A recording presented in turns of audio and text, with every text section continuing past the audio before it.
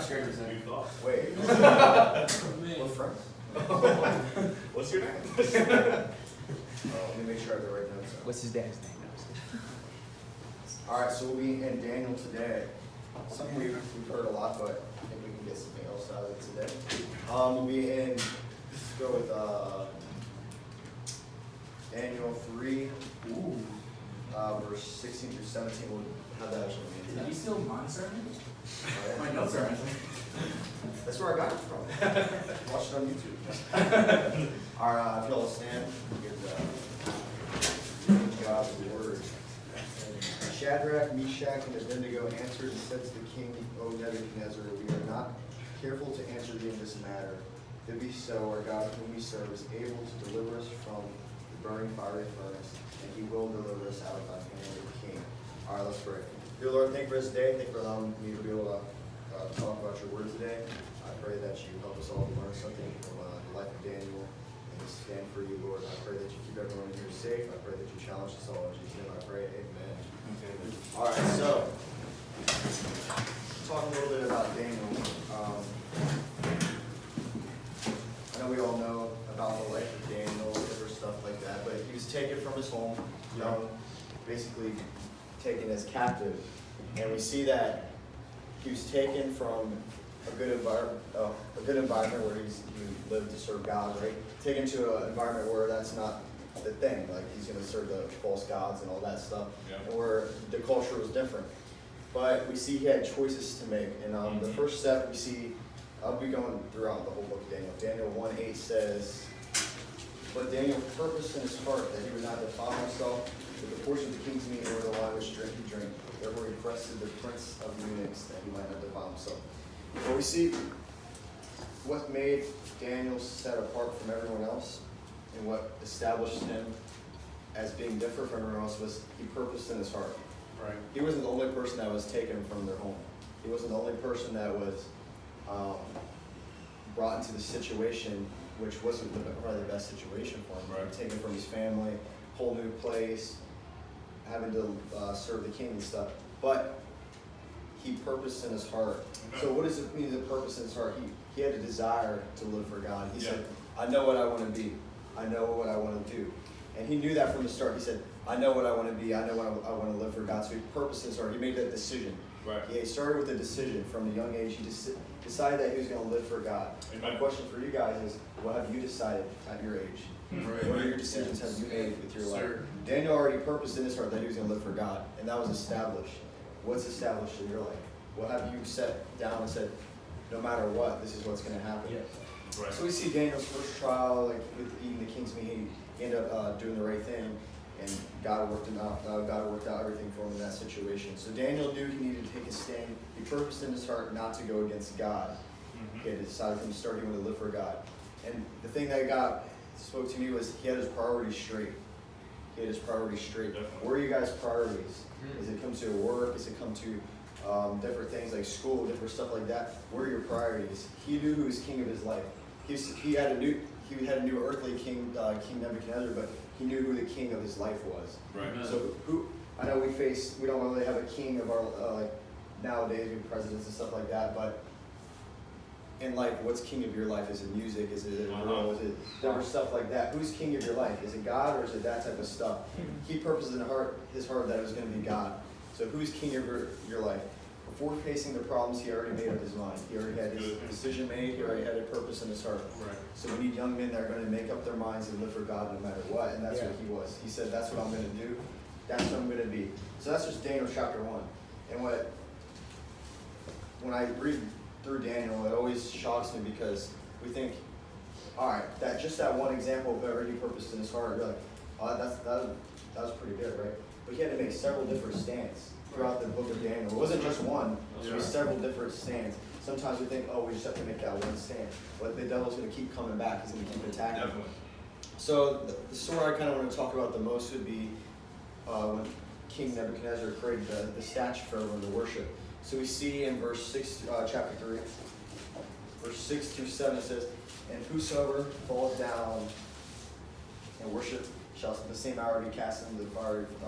And whosoever falleth not down and worshipeth shall fall shall the same hour be cast in the midst of the burning fiery furnace. Therefore, at that time, when all the people heard the sound of the cornet, flute, harp, sackbut, psalmistry, and all kinds of music, all the people, nations, languages fell down and worshipped the golden image Nebuchadnezzar the king had set up. So basically, if they didn't worship the statue, the false god, that they were going to be cast in the fiery furnace. So we see the command that Nebuchadnezzar gave to all the people. Right. 12 through 13, we see that they didn't bow. So we see there are certain Jews who thou set over the affairs of the province of Babylon, Shadrach, Meshach, and Abednego.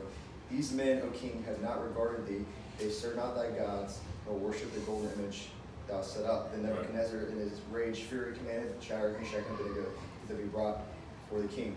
So basically, they made their stand, right? Everyone else was bowing. Their other friends were bowing, but 3 men stood up. Amen. I don't know if they were standing next to each other. I don't know if they were all 3 standing in the same area, but they might all have to make their own stand in different areas of the place. We don't know. But they all made a stand. They all made a decision in their life. They're going to live for something. What are you guys going to live for? They already had that purpose in their heart.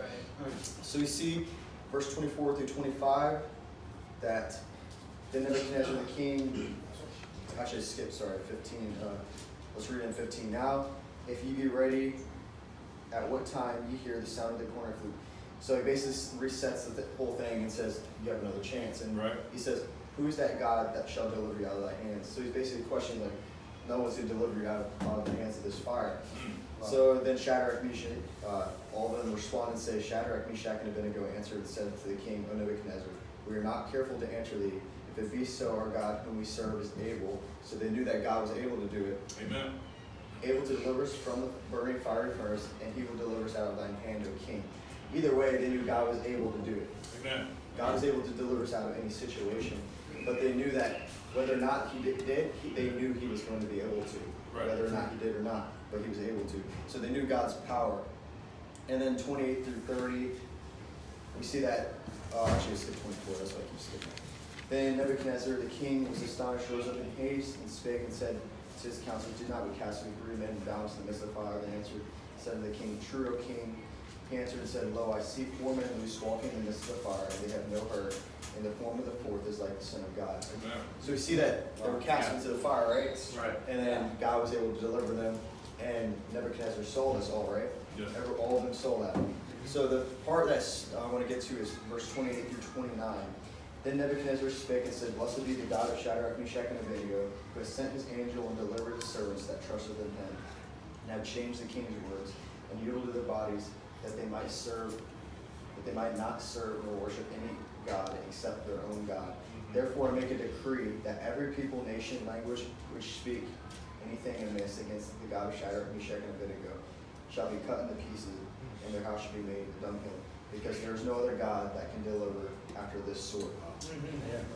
I wanted to do this whole story just to get to the point of when you take a stand and say no to the world, the flesh, and the devil, you can have a great impact. Yeah. Right. We see because of this stand, the whole nation hears the decree that Nebuchadnezzar said.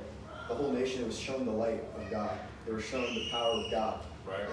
Because of just one stand that could have cost them their lives, that stand was able to reach people for Christ. It was able to show God's power. It was able to show King Nebuchadnezzar who the true God was. Right. So the title, I guess, to this is The Power of Saying No, the Power of Taking a Stand. Amen. And the question that comes to my mind is, what gave them the guts to stand up to the king? Right. What gave them the guts to stand even when no one else was standing? Yeah. Because put yourself in that situation, hundreds of people, and everyone else is bowing down. What are you going to do? Yeah. Right. And most of the time, we're all bowing with them. Yeah. That's just a fact. It's just a fact because that's the way life is. We kind of go with the flow. It's hard. But I'm trying to think, what set those young men apart that they were able to do that? Yeah. What did they have in them that they were able to stand against this, even though they could have just bowed, no one would have known, and just gone off their lives, right? Yeah. But they said, this is something that they already had purpose. This is something that they wanted to live for. Amen. From the start, they wanted to live for it. Right. How were they able to take a stand? And the reason they were able to take a stand, and I think this is the whole reason, is because they had known God for themselves. Right. In Philippians 3:10, I think Paul's writing that I may know him and the power of his resurrection and the the fellowship of suffering, being made comfortable unto death. And the phrase I want to say, that I may know him.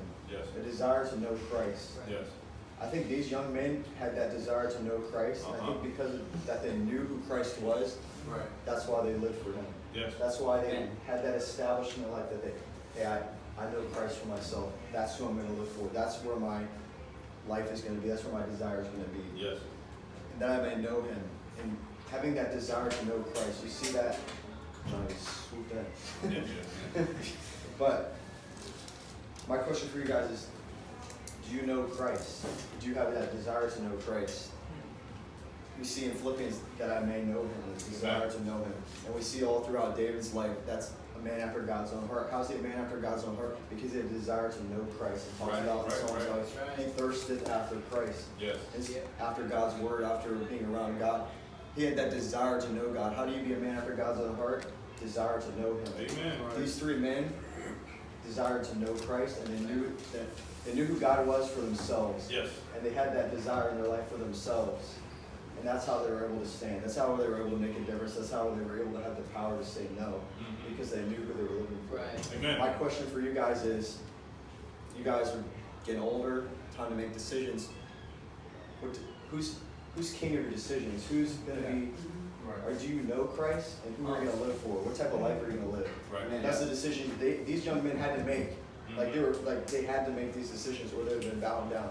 Or Daniel wanted it purposed in his heart. So these are the things I want to challenge you guys with: is standing when no one else is standing, the power to say no to the devil, the sin. So that I may know him. They knew who was king of their life. My question for you guys is, do you live like? My question for you guys is, did you live like you desired God last week?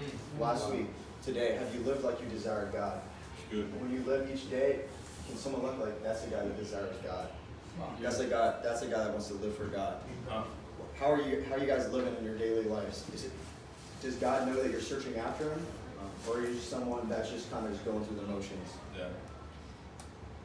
So who is king of your life? The first point I wanted to say, because they said no, because they stood, because of the stand, they were able to show the power of Christ. So show the power of Christ because of the stand was the first point. To show the power of Christ. You want the power of Christ in your life, you have to be able to say no to the world. Right? Because God showed his power because they said no. If they'd have bowed down with everyone else, the power of Christ wouldn't have been shown. The power of God wouldn't have been shown. That's right. But because they took a stand, God's not going to leave you hanging. Right. Because they took a stand, the power of God was used. Amen. We think of like Jim Elliott, we talked about this week and stuff. He went to try to reach the Indians for Christ, but in his lifetime, he took that stand, right, to reach people for Christ. In his lifetime, he might not have seen the impact of it, but after his life, we see the power of Christ. Amen. Sometimes we might not always see it, but the power of Christ follows you when you take a stand That's right. for Christ. God won't let you down when you take a stand for Christ. God's not going to let you down, and God didn't let them down. We see all throughout the Bible where God's always had people's backs. God's going to use you in different situations. You might not always see it, but God wants you to have his power in your life. You want God's presence in your life, you have to say no to sin. If you want God's power in your life, you have to be able to say no to sin. Yeah, right. Say no to cursing, say no to music, say no to certain things that you know are just wrong. Yeah. And when you want to desire to know God, it's not, sometimes we look at the Bible like, oh, these are the things we have to do. But when you desire to know God, those steps just follow. Yes. Because Right. when you desire to know God, Right. you want to get closer to him, Yeah. what happens? You realize, like, if I want to get closer to God, I can't be listening to music that has Right. cursing. Amen. If Yeah. I want to get closer to Sir. God, I can't be cursing. Right. That's just known things. We don't have to read it in the Bible. Like, Right. God will show us that type of stuff. Sometimes we look at the Bible like, oh, it doesn't really say that. But if you want to get closer to Christ, you're gonna know, like, no, that's something I shouldn't That's be doing. right. Like, that's Yeah. just something. Exactly right. Sometimes we make everything like these big question marks, but just think about it. If I'm getting closer to Christ, if I'm desiring to know Christ, is this stopping me? Is this slowing me down? Is this Yeah. helping me? Good. Those are the things we need to know. God wants you to have his power in your life. How do you do that? Standing up to the devil, standing up to saying no, standing up in hard situations. God wants to use his power. So because of this stand, they were able to show the power of Christ. Number two, because of this stand, they were able to show the light of Christ. Because of this, because they stood, everyone saw that they were standing. The king brought them forth. The king was mad. All the king's people, all the servants saw that they were being cast in the fire. and God's power was shown, and because they said no, they were able to show the light of Christ. They were able to be a witness for Christ. Yeah. This is the real God. This is the real Right. God. This is who we're living for. Yes. When you stand up and say no to sin, you show the light of Christ. Mhm. Yeah. People might make fun of you. People might say things. People might not acknowledge it right then, but eventually they'll say there was something different. Right. That's when they see the light of Christ. Right. That's what we're supposed to live for. We're not all called to be preachers. We're not all called to be pastors. We're not all called to different things, but we're all called to live for Christ. And how can we do that? God wants us to be a light in your job, in your workplace. He wants you to be a light. And how do you do that? We're all called to be a light. Amen. But when we do the little things right, when we say, when we work hard, when we are in Yes. our workplace being a witness, God's put you in certain places. That's your mission field. That's where Right. God wants you to be Yeah. working. Amen. And how do we do that? By being a light for Christ. Yeah. These men made a stand. When you take a stand, you can be a light for Christ. Amen. Do you want to be a witness for Christ? Say no and take a stand. That's how you can be a witness. Right. That's how you can be a light. That's how you can be a difference maker. Yeah. If wherever you're at, when you say no and take a stand, people notice. Mhm. People always notice. That's right. Do you want people? Do you want to reach people at your school, your home, your job, etc., stuff like that? Say no to sin. Say it like someone at work is trying to you can cut that corner, and you say no, I want to do it the right way. Yeah. That's just a signal. That's right. That's just what's Right. different. They can see a little bit of the light of Christ. in you. Uh-huh. That's where you guys can make a difference. Good. That's where you guys can be Amen. like Shadrach, Meshach, and Abednego. Showing that just a little bit of light sometimes is all that they need. Yeah. Just that little bit of difference. You can be that light for someone. Because of their stand, they were able to show the light of Christ. Number 2. Number 3, because of their stand, the whole nation was shown the hope of Christ. Because of their stand, they were able to show the whole nation who the real God was. Right. So they were able to show hope, the hope in Christ. This whole nation was serving a false god. This whole nation was living for that statue that Nebuchadnezzar created. This whole nation was not living for the true God. But because of their stand, they see that there's a real God. Right. They saw who the real God was. They saw who the real God who delivered Shadrach, Meshach, and Abednego out of the flames, out of the fire. When we live for God and take a stand, we show people who the real God is. Yes. We give people hope, saying you don't have to live for the world. You don't have to Right. live in sin. That's You don't have right. to Yeah. live in those That's right. types of things. But you can live with hope because God is real. Yes. You can live with hope because you don't have to live an empty life. You can live with purpose. The world is searching for hope. And I think a lot of people were probably shocked, like, this God came through. This is the only God that seems real. This is the only God that's real. And in their lives, that's the only God that was real. There's only one true God. Yes, yes. But they were able to see the hope of Christ. They were able to see the hope in God. When you take a stand, you can show the world that there's another way to live. Yeah. Because a lot of people in the world, they think there's only one way. And that's just living for themselves, living in sin. Yeah. And sometimes people don't even know anything about, they just know little bits about Christianity, but we can give them hope. We can bring them hope in the way we live our lives. Because of this stand, the whole nation was shown the hope in Christ. You can bring hope to someone, and we all have that opportunity. Just think about it. You can change someone's life just by the way you live. Right. You can change someone's life just by bringing just a little bit of hope. Yeah.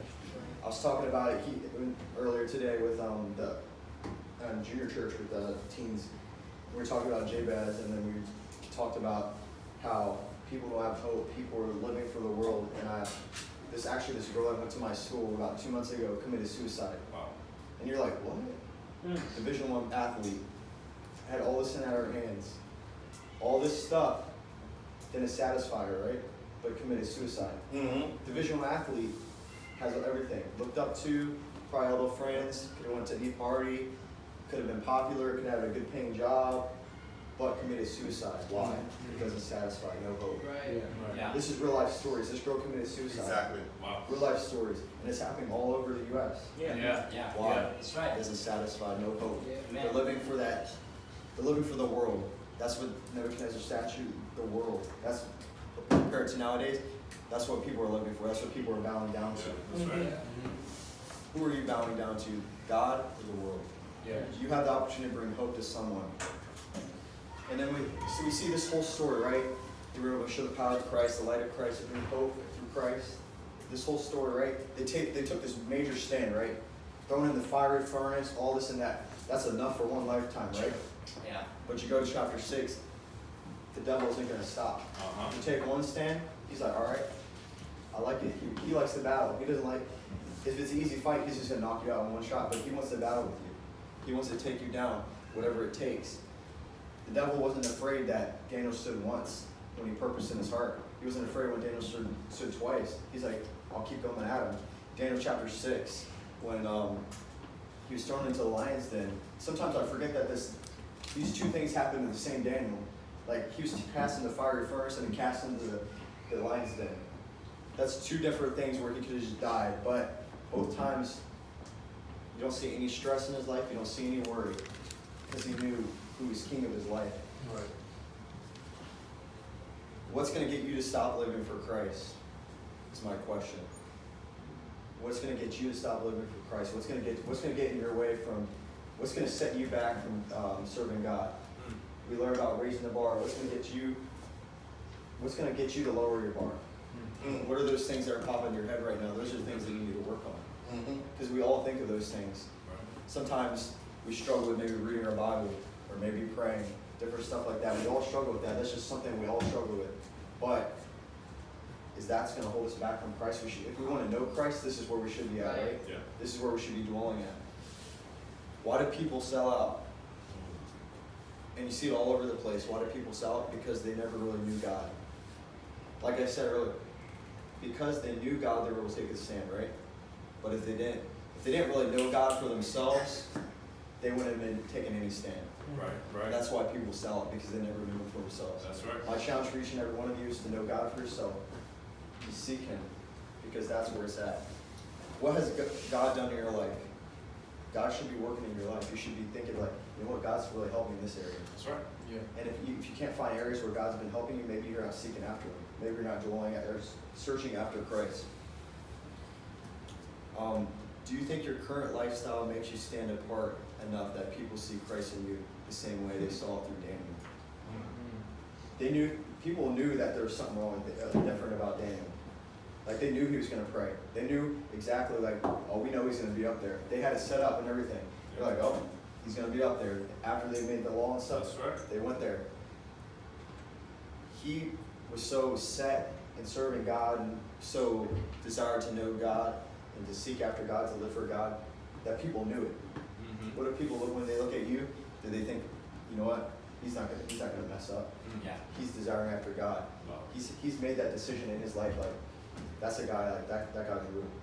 That's the guy I know where he's gonna be at. He's gonna be at church. Amen. That's the guy, you know, he's gonna be praying. That's the guy when you sit down with your friends that are not Christians and you still pray for your food. That's the guy that, hey, that's the guy that's gonna keep living for God. That's the guy that's gonna be set apart. And they knew that about Daniel, but when people look at your lives, can they see that through you? Can they see that in your life? To me, that's all stuff that hits me, because we had a Bible study on this stuff, and all of us were like, you know what? Can they see God? Can they see Christ through us, or are we just like, they don't really know? Is it kind of just up in the air, like, maybe, I don't know. Huh. If they can't see Christ through you, why not? What's holding you back? What's covering the light? That's it. What is it? Because we can sit here all day and like say this and that, but you know exactly what it is. Yeah. Like, we're all in the teen boys class. We all know, like, let's fix some things. Yeah. Don't be the guy that keeps coming to class each week and never changes. Right. Yeah. Because the Christian walk is not one of just complacency. It's one of growth. Amen. It should always be growing. You're never going to reach the top, but you should always be growing. You should never be stopped. Right. Right. And I think sometimes we get stuck in the process That's of good. just coming to church each week, and then we like never change. We never get convicted. We kind of just sit through the same things. Wow. And you know what happens? Those are the people that sell out. Yeah. Those are the people that aren't here anymore. Right. And that's just the real. That's just us getting real, right? Yeah. Because Daniel knew who he wanted to be. Who do you guys want to be? And that's what it comes down to. Who do you want to be? You can literally live your whole life for it, whatever and stuff. But if you don't know who you want to be, you're living purposeless. Yep. God has a call for each and every one of you. Amen. If you think you're good where you're at, that's exactly where the devil wants you. Right. Yeah. Sometimes the devil doesn't even have to worry about us because you're like, he's complacent. He's going to stop. He's going to knock himself out. And that's what happens with a lot of people. But my challenge for you guys is to really know Christ and to take those stands, because God wants to use your life. Amen. I was talking in junior church. God really wants to use each and every one of you. Yes. And he has that purpose for you. He has that joy for you. He has that life's plan for you. Because he created a plan for you. Perfectly. But it comes down to, do you choose to serve God? God's not going to force you to serve him. God's not going to force you to follow his will for you. Mm-hmm. But you have to choose. Daniel stood in the worst scenarios. What's your excuse? He literally was got to be put to death, and he still stood. What's going to hold you back from standing? Is it someone making fun of you? Is it peer pressure? Is it just someone looking at you weird or stuff like that? That's stuff that I struggle with too. Yeah. We all struggle with it, but if you think about it, in Daniel's case, if Daniel's standing next to you and you're peer pressure, when do you feel bad because Daniel just risked his life, and then you're like, oh, someone just looked at me weird. Yeah. What are your desires? And I question, when I was thinking about desires, what are my desires? Is it trying to fit in, living for myself, football? Is it just, give me some examples of people's desires. Fame. Money. Popularity. Girls. Yeah. So these are all things people desire. So what are my desires? To me, Daniel's desire was a full, I can smile at girls, you see that? They had the biggest smile. He was talking to one this morning. Hey, we know what his desire is. What is he? Windows talking to girls. What isn't he? Not girls. So, Sorry for the preacher. what is my desire? Daniel's desire, reading through the book of Daniel, he knew his desire. Right. It was clear day. Right. His desire was not to go against God in any way. What's your desire? If you truly want a strong relationship with God, your desire should be to really know him. That's your desire. Why don't people desire God? To be real with you, they just don't want it. Yeah. It's too much work, it's too much effort. Right. It's too easy to go into the world. That's why people don't desire God. They don't want to give up their sins. There's certain sins that they don't want to give up. Right. Even the Bible studies back at school, you know that certain guys struggle with certain things, and you talk about it each week with them. But if someone really wants to give something up, they're going to give it up. If they truly want to desire God, they'll give it up. What's the sin that's holding you back? What are some areas that are holding you back? Because we all have them. When people look at you, they should know that you desire God. They should know that you want God's presence. Are you living like you truly desire God? And what's holding you back? Those are my last three questions. What's holding you back from living for God? Because there's something for all. We just went through youth conference. I'm sure God spoke to each and every one of us. But are you going to be real with it? Because that's what it comes down to. Right. There's been a lot of guys that come through this class and it never was real. And at some point, what's the purpose of coming to church if it's not real? Right. I want you guys to really make this decision, because God is looking for young men to step up. Yeah. Right. He's looking for young men to desire to know him. And he wants to use you. He has a purpose for each and every one of you. But, again, it's your choice. Right. Man, Wesley's smirking at me. It's just making me feel weird. But, God really wants to use you. What it comes down to, it's your choice. You guys can literally, I've told you, I can tell you some more stories about people who are struggling with sin and how it doesn't satisfy. This kid, one of my old teammates, I walked into the bathroom one day. He was literally on the ground sleeping in the public toilet, sleeping, hugging the toilet at the bottom, just sleeping. That's the life that the devil shows you, that, he doesn't show you both sides of it. Right. You know what? The next week he was doing the same thing, drinking. Next week, black eye. Wow.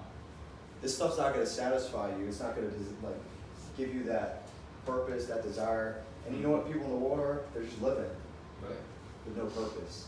Right. God wants you to live with purpose, Yeah. because God has a plan for each and every one of you. Amen. Talking earlier today, you all have such a great impact, have influence on someone. We talk about in your schools and sports teams and stuff like that. God's put you there for a reason. God wants you there for a reason. God doesn't just let things happen. He has you there for a reason. There's people around you for a reason. Maybe if you're a church kid or a bus kid or just come to church, God hasn't put you there for a reason. He's put you into situations for a reason. You know why? Because he knew that, hey, you have that hope. Right. You can spread that hope. Right. Don't hold the hope inside. spread it out to others because others are searching. I told you, people are struggling. People are suicide, depression is all over. You know why? Because there's no hope. Yep. You look around, the sin won't satisfy. It gets literally to tell you all day. But at the end of the day, if you listen to me on one thing, it won't satisfy you, and it's not worth it. I've seen it. I've seen countless times. I'm not going to go into all the stories, but it's not worth it.